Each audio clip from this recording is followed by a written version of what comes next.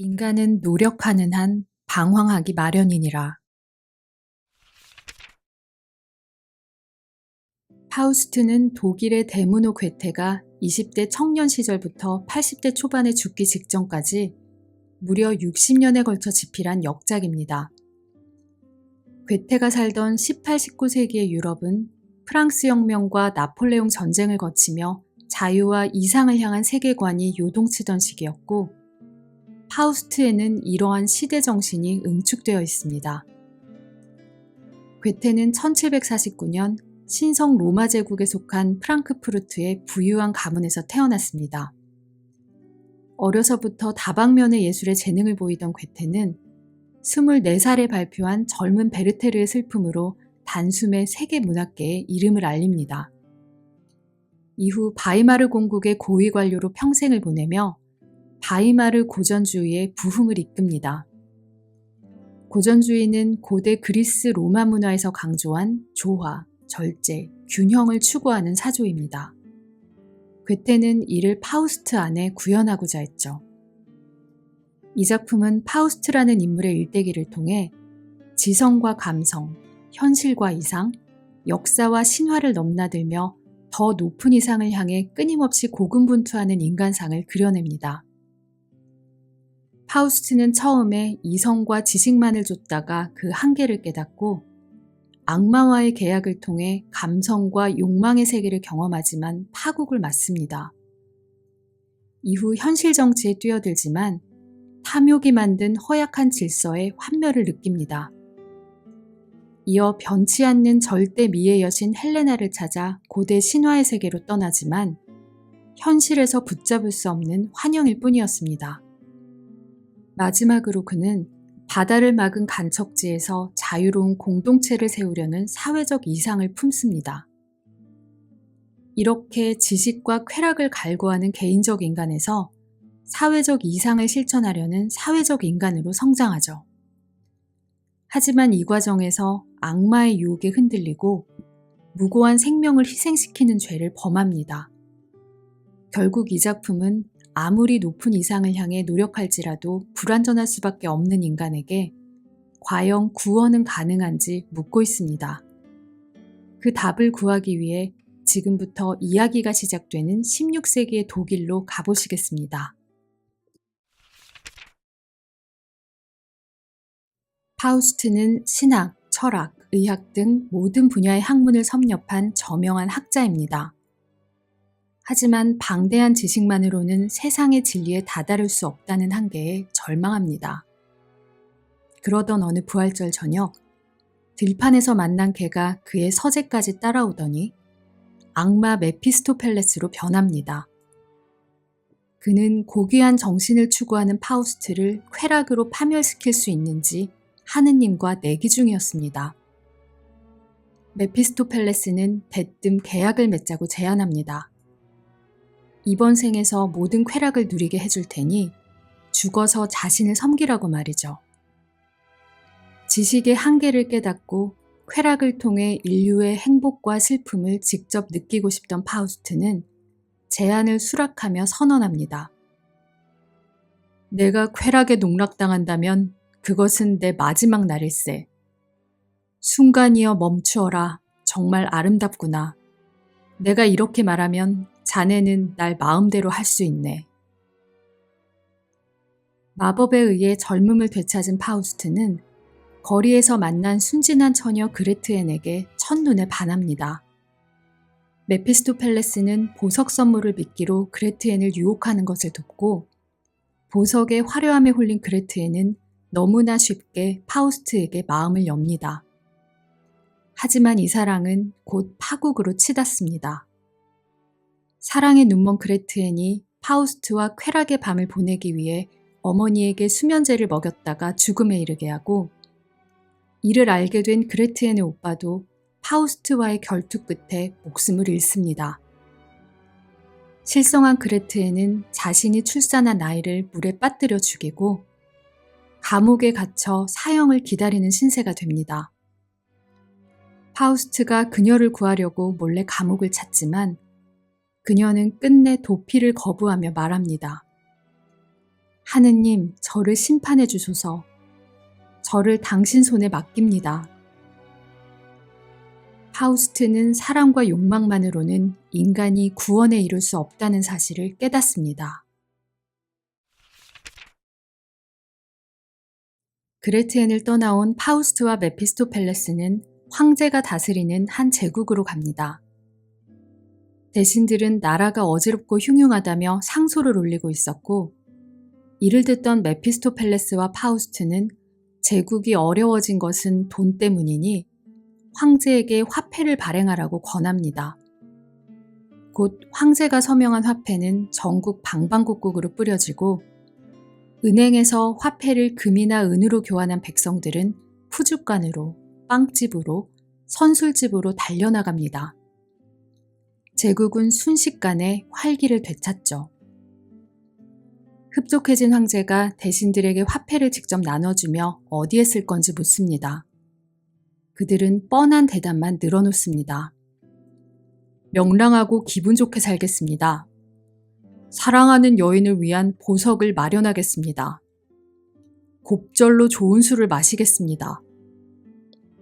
이에 황제는 한숨을 쉬며 말합니다. 나는 너희들이 의욕과 용기를 가지고 새로운 일을 벌이길 바랐노라. 이제 똑똑히 알겠노라. 금은보화가 아무리 풍성하게 넘쳐도 너희들은 조금도 달라지지 않을 것임을. 이 대목은 18세기 프랑스 혁명 이후 유럽에서 시작된 화폐 발행과 금융업의 허상을 풍자하고 있습니다.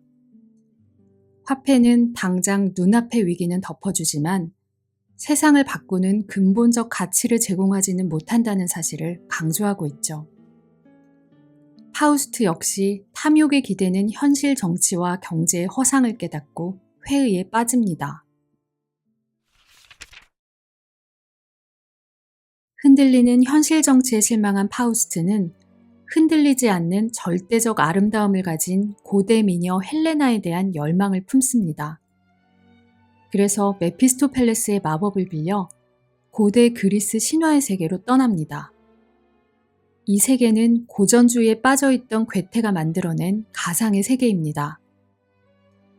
그리스 신화에서 절대적 미의 화신으로 불리는 헬레나는 스파르타 왕 메넬라스의 아내입니다. 트로이 왕자 파리스와의 도주로 그 유명한 트로이 전쟁을 일으킨 장본인이죠. 결국 10년 동안 이어진 전쟁에서 스파르타가 승리하고 헬레나는 다시 고향 스파르타로 돌아옵니다. 하지만 남편에 의해 제물로 바쳐질 위기에 처하는데 이때 시녀장으로 변신한 메피스토펠레스의 꿰매 이끌려 파우스트의 성으로 도망칩니다. 그곳에서 파우스트와 헬레나는 사랑에 빠지고 메넬라스 왕과의 전쟁에서 승리한 파우스트는 스파르타도 차지합니다. 마침내 절대적 미와 권력을 모두 손에 넣은 거죠. 하지만 현실과 환상은 결코 어우러질 수 없는 세계였기에 두 사람은 속세를 떠나 산속 동굴에서 살며 아들 오이포리온을 낳습니다. 하지만 아들은 더 넓은 세계를 향해 뛰어오르다 절벽에서 추락해 죽음을 맞습니다. 슬픔에 잠긴 헬레나는 저승의 여신이여 아들과 저를 받아주소서 라는 말을 남긴 채 홀연히 사라집니다. 파우스트는 절대적 미와 권력 또한 현실에서 끝내 붙잡을 수 없는 허상임을 깨닫습니다. 절대적 미에 대한 환상을 떠나보내고 다시 현실 세계로 돌아온 파우스트는 이제 현실을 바꿔나가기로 결심합니다. 바다를 막아 간척지를 만들고 자유와 도전을 꿈꾸는 사람들을 위한 공동체 사회를 만들겠다는 이상을 품은 거죠. 그는 메피스토펠레스에게 말합니다. 내 정신이 스스로의 한계를 넘어 높이 도약하고 싶어 하네. 나는 여기에서 싸우고 여기에서 승리하고 싶다네. 파도가 제 아무리 오만하게 솟구치더라도 제 방을 조금 높이 쌓으면 당당히 맞설 수 있고 도랑을 조금 깊이 파면 힘차게 끌어들일 수 있네. 여기서 바다는 인간이 제어할 수 없는 파괴적인 자연과 운명의 힘을 상징합니다. 파우스트는 이에 굴하지 않고 맞서 싸우는 인간의 정신을 간척지라는 현실 공간을 통해 구현하고 싶어 합니다. 이번에도 메피스토펠레스가 돕습니다. 황제가 전쟁에서 승리하는 것을 도운 그가 드넓은 해안을 하사봤는데 성공한 것입니다. 그리고 밤마다 악마 무리를 동원해 제방을 쌓아 간척지를 넓혀갑니다. 하지만 간척지가 완성될수록 간척지 근처 한 노부부 소유의 오두막과 예배당이 파우스트의 업적을 방해하는 옥의 티처럼 여겨집니다. 파우스트는 말합니다. 원래 풍요로움 속에서 부족한 것을 느끼면 참으로 혹독하게 괴로운 법일세. 그는 메피스토펠레스에게 노부부를 다른 농장으로 이주시켜달라고 부탁합니다. 하지만 악마 장정들이 노부부를 강압적으로 이주시키는 과정에서 집에 불이 나고 노부부는 불길 속에서 목숨을 잃습니다. 파우스트는 완벽을 추구한 자신의 욕심이 의도치 않은 죽음을 초래했다는 사실에 괴로워합니다. 그날 밤 근심이라는 이름의 잿빛 여인이 파우스트의 성 안으로 들어와 속삭입니다. 내 소나귀에 한번 걸려든 사람에게는 온 세상이 아무짝에도 쓸모없지요. 영원한 어둠이 내려앉아 해가 뜨지도 지지도 않아요. 갈 것인가 말 것인가 결코 결심을 할 수 없지요. 점점 더 깊이 자신감을 잃어버리고 모든 것을 삐딱하게 보고 자신과 주변 사람들을 괴롭히고 숨 쉬면서도 숨 막히고 숨 막히지 않는데도 활기가 없고 포기하지 않으면서 몰두하지도 않지요. 못 박힌 듯 한자리에 묶여 있으니 지옥이 따로 없지요. 그녀는 파우스트에게 입김을 내뿜어 눈을 멀게 합니다. 하지만 파우스트는 이에 굴하지 않고 하인들을 깨워 간척지를 일구라고 명령하며 포부를 밝힙니다. 어린아이, 젊은이, 늙은이 할 것 없이 이곳에서 위험에 둘러싸여 알찬 삶을 보내리라. 나는 사람들이 그리 모여 사는 것을 보며 자유로운 땅에서 자유로운 사람들과 더불어 지내고 싶네. 그러면 순간을 향해 말할 수 있으리라. 순간아 멈추어라. 정말 아름답구나. 그 순간 파우스트는 쓰러져 죽음을 맞습니다. 파우스트가 순간아 멈추어라 라는 말을 내뱉는 순간 메피스토펠레스가 그의 영혼을 가져가기로 계약을 맺었기 때문이죠. 곧 메피스토펠레스는 파우스트의 영혼을 끌고 가려고 사탄들을 불러내지만 갑자기 하늘에서 천사들이 내려와 이를 막아서며 말합니다.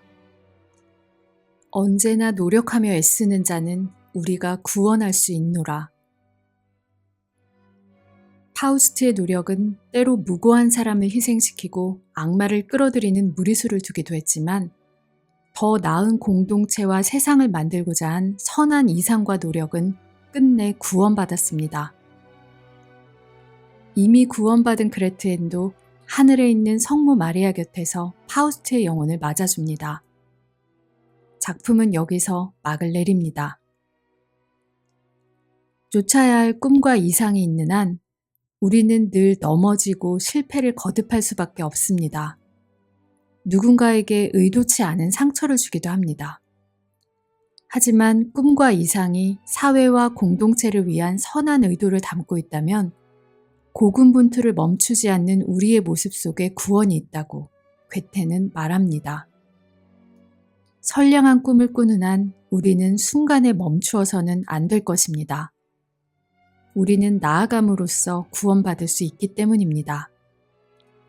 오늘 고전책방은 여기까지고요. 좋아요, 구독, 알림 설정은 고전책방에 큰 힘이 됩니다. 감사합니다.